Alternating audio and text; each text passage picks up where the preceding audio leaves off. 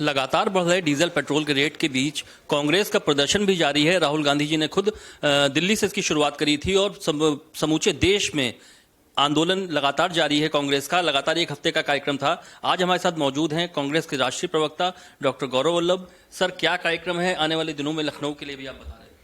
देखिए, हर राज्य की राजधानी में ऑल इंडिया कांग्रेस कमेटी महंगाई से जो लूटमार जारी किया जा रहा है मौजूदा केंद्र सरकार द्वारा, उसके संदर्भ में एक प्रेस वार्ता का आयोजन कर रही। उसी क्रम में आज मैंने लखनऊ में एक प्रेस वार्ता को संबोधित किया। पिछले 16 दिनों में 14 दफा पेट्रोल और डीजल के दामों में वृद्धि हुई और कुल वृद्धि हुई 10 रुपया प्रति लीटर। पिछले एक साल के अंदर रसोई गैस के सिलेंडर पे 141 रुपये 50 पैसे प्रति सिलेंडर की वृद्धि हुई। पिछले एक साल में सीएनजी के दामों में 23.5 रुपये प्रति किलो के अनुसार वृद्धि हुई। पीएनजी के दामों में वृद्धि हुई। पोटाश डीएपी के बैग के दामों में वृद्धि हुई। इसका हम अगर टोटल लगाएं तो हिंदुस्तान के लोगों पर 1,60,000 करोड़ रुपए का अतिरिक्त भार मोदी सरकार ने नए साल के उपहार के रूप में डाल दिया है। क्या चुनावों में जीत किसी भी सरकार को मध्यम आय वर्गीय परिवारों पर, निम्न आय वर्गीय परिवारों पर लूट के लाइसेंस को देती है? क्या ऐसी व्यवस्था भारत के संविधान में है? क्या कोई दल चुनाव में जीत के बाद देश के लोगों के ऊपर इस तरह महंगाई का बोझ डालता है? मैं ये पूछना चाहता हूं कि 137 दिन जब चुनाव चल रहे थे 5 राज्यों में, उत्तर प्रदेश और उत्तराखंड में भी चुनाव थे, उस दौरान अंतर्राष्ट्रीय बाजार में कच्चे तेल की कीमतों में वृद्धि हुई। उस दौरान पेट्रोल और डीजल की वृद्धि क्यों नहीं हुई? वही फॉर्मूला आज क्यों नहीं लागू किया जा सकता? क्या देशवासी अब ये मान लें कि महंगाई से निजात सिर्फ और सिर्फ मोदी सरकार जब देगी जब या तो उसकी जमानत जब्त होगी, जैसे हिमाचल में भाजपा की सरकार थी पर उनके कैंडिडेट्स की जमानत जब्त हो गई तो उन्होंने पेट्रोल और डीजल के दाम घटा दिए, और अगर भाजपा जीतेगी तो क्या देश के लोगों के ऊपर महंगाई का बोझ इस तरह से डाला जाएगा? पिछले 8 सालों में 26 लाख करोड़ रुपया सिर्फ पेट्रोल और डीजल के ऊपर टैक्स लगाकर मोदी सरकार ने कमाया। अर्थात देश में 26 करोड़ लगभग परिवार है, तो प्रति परिवार, हिंदुस्तान के हर परिवार ने मोदी सरकार को फ्यूल टैक्स के नाम से 1 लाख रुपया दिया। कहाँ है वो पैसा? क्या 1 लाख रुपया प्रति परिवार मोदी जी ने खर्च किया है क्या? लोग हिसाब मांग रहे हैं, और ये सिर्फ फ्यूल टैक्स, जिसकी मुझे जानकारी भी नहीं, पर मोदी सरकार की लूट जारी है।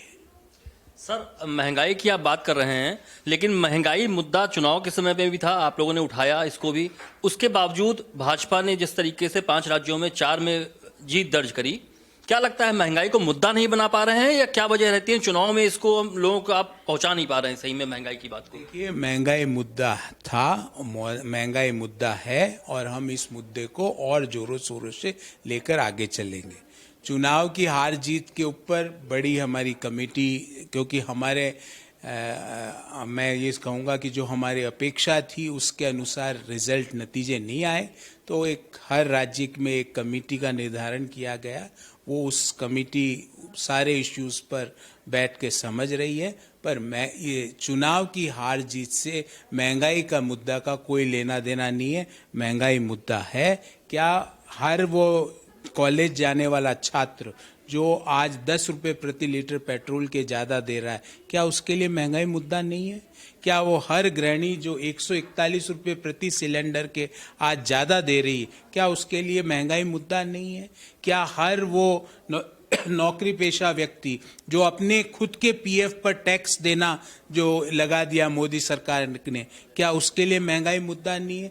क्या हर वो मध्यम आय वर्गीय परिवार जिसका सपना था कि वो एक छोटी कार खरीदेगा, पर कार के दामों में 4 से 6% की वृद्धि हो जाती है, क्या उसके लिए महंगाई मुद्दा नहीं है? महंगाई मुद्दा है, और महंगाई मुद्दा था।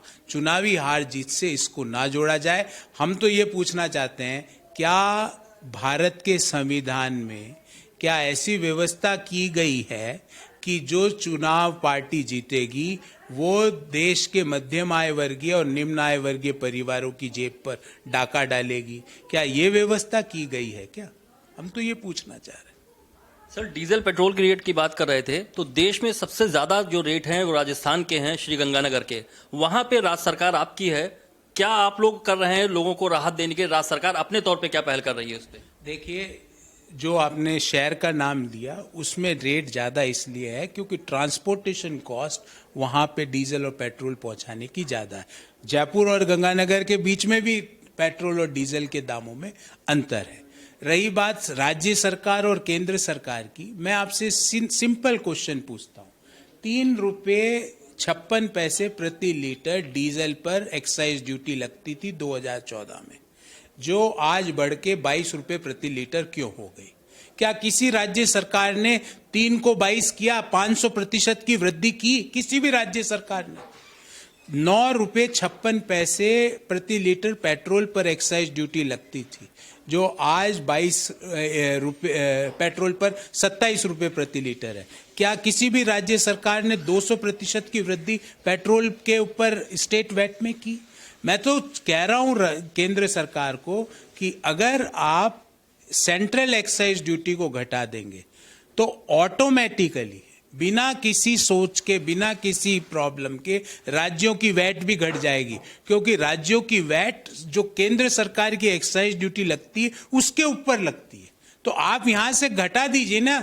आप अगर 2014 के स्तर पे पेट्रोल और डीजल के ड्यूटी को ले आए तो लगभग 19 रुपए प्रति लीटर पेट्रोल और डीजल के दाम कम हो जाएंगे, और जो ही 19 रुपए होंगे राज्य सरकारों की जो स्टेट वैट है वो भी कम हो जाएगी।